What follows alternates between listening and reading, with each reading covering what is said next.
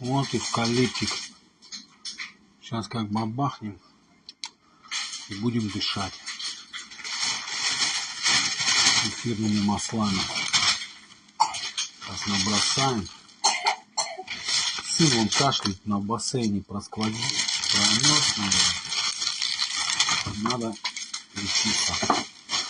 Приходи ко мне лечиться, и корова, и волчица. Сейчас вот накидаем, он бывает вот такой вот длинный. Листья вот такие длинные. Это другой чуток эвкалипта. Есть и такие круглые. Эти вот более круглые. Это более длинные такие.